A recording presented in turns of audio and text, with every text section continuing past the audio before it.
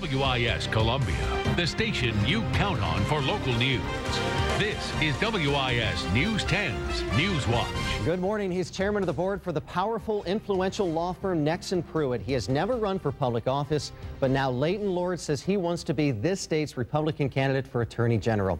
Welcome to Newswatch for Sunday, October 4th. Leighton Lord joins us this morning. Thanks for being here. And thank you for having me. I was reading your bio on Nexsen Pruitt's website, and it says that you have experience in corporate partnership, economic development, and real estate law. Very impressive, but no mention of any experience in prosecution. Do you feel you can be an effective AG, Attorney General, without a lot of prosecution experience? Absolutely. The Attorney General's office requires executive experience.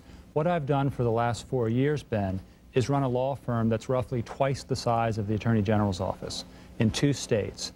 More employees, more lawyers, and a very diverse practice. We do everything. We're a full-service law firm, and I don't know how to do each of those things that are done at Nexsen Pruitt, but I know how to manage those lawyers.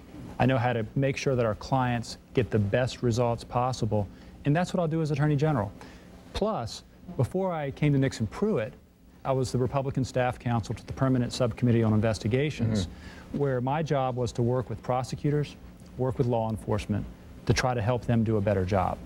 And my model for Attorney General is going to be not to get in the way of the prosecutors, the solicitors, but to help them do a better job, facilitate them, find out what they need, and help them do a better job. We mentioned you're chairman of the board for Nexsen Pruitt, of course, the second largest law firm in the state. Should voters have any concern with you being Attorney General and having close ties to so many private sector attorneys? No, not at all, not at all. As Attorney General, my clients will be the people of South Carolina, and I will owe a duty to the people of South Carolina, and I will serve the people of South Carolina. I think anyone coming into this job is going to either be from a law firm or from some governmental agency. I think the good position that I come from is I'm not coming from a political perspective. I'm not coming from the legislature. I'm not coming from one of the solicitors' districts. So I can come in and treat everyone that benefits and works with the Attorney General's office fairly and impartially. As you know, if you were to become Attorney General, you sometimes have to hire lawyers from outside to take on specific cases. Would you award contracts to lawyers who work with Nexsen Pruitt, or do you see some sort of conflict of interest there? I would award contracts to the best law firm and the best lawyers for the specific job. You know, Nexsen Pruitt hires law firms itself. As chairman, I occasionally have to hire law firms that represent our clients in a different capacity or that represent our law firm.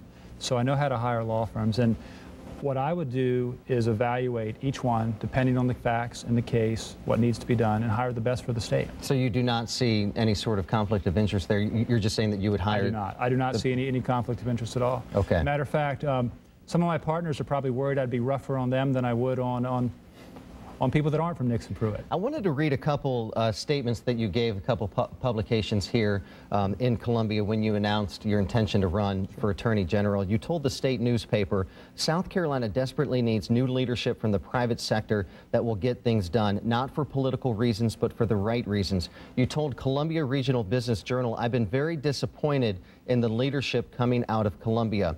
You're running for Attorney General. Are you specifically talking about Henry McMaster and his leadership over the Attorney General's office?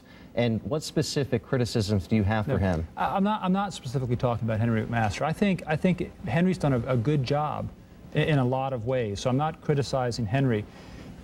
The Attorney General's position can do a lot of good or a lot of harm. There's a lot of power in the Attorney General's office. The Attorney General can indict you, can indict your company, can indict your family. And what you need is someone who's going to be responsible, who's not going to take actions that are going to be for their political future, take actions for headlines, take actions so they can put a press release out the next day. You need someone in the Attorney General's office that's going to be responsible, approach problems like a lawyer, and try to do what's in the best interest of the people of South Carolina. So who were you talking about when you made those statements? Well, I'm talking about our governor. I was talking about our former treasurer. Then wouldn't you run for governor or treasurer?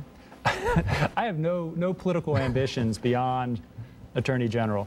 And if anyone wants to test that, they can ask my wife.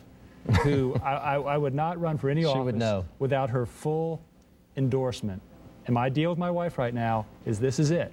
You can be Attorney General, you can be a good Attorney General, you can serve, but then go back to private practice. You have some competition in another Republican, Alan Wilson. Correct. Why are you a better candidate than him? Because I have executive experience. I have actually managed people. I have actually run an entity, as I mentioned earlier, larger than the Attorney General's office. And I don't think that we should elect people to run an executive office that have never done that. And I don't have anything against Alan Wilson. I don't really even know him. But our government should not be a training ground for executive experience. Our government should not be a training ground for management experience. I think when we elect people to public office, and I'm not going to name any names, who don't have any experience managing or leading, it's a disaster because it's hard work. I've learned a lot in the 4 years. I've gotten better each month and each year. And the government of South Carolina, the people of South Carolina didn't have to pay for my learning curve. My learning curve was flattened out and I attained it in the private sector. And I think the private sector is a better place. It's a tougher place in order to get the skills to lead. Law firms are one of the strictest meritocracies out there, up there with accounting firms and investment banks. You don't become partner at a law firm unless you're good. They don't elect you the managing partner of their firm unless they think you're good and you're going to help their major investment prosper.